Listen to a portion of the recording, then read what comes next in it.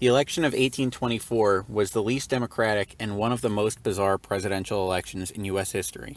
The era of good feelings had come to an end, and the stage was set for a competitive election. 4 candidates threw their hats into the ring, all from the Democratic-Republican Party. When all the votes were counted, Andrew Jackson won a plurality of the popular vote, but there was no majority in the Electoral College. The 12th Amendment says that if there is no winner in the Electoral College, the winner of the election would be chosen by the House. Even though Henry Clay beat William Crawford in popular votes, he came in 4th in the electoral votes, which made him ineligible for the congressional vote. However, Henry Clay was an ambitious man and wanted the presidency for himself. Because he wasn't able to be elected this time, he used his influence to set up a run for the future. At the time, Clay was the Speaker of the House, which gave him a big amount of sway over what the House would do. So, Clay struck a deal with John Quincy Adams. Henry Clay would use his influence to elect Adams in exchange for the position of Adams' Secretary of State.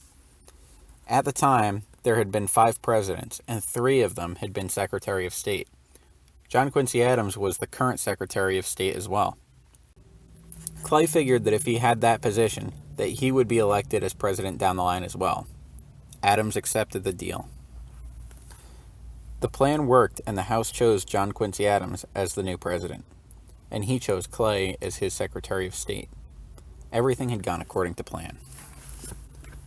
Andrew Jackson and his supporters, however, weren't happy. They called the Adams-Clay deal the corrupt bargain.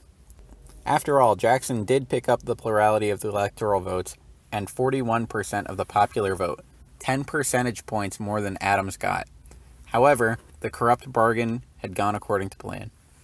The Electoral College had been exploited by Clay and Adams, and our then new president was elected with less than 1/3 of the popular vote. The part about Henry Clay becoming the next president, however, did not go according to plan.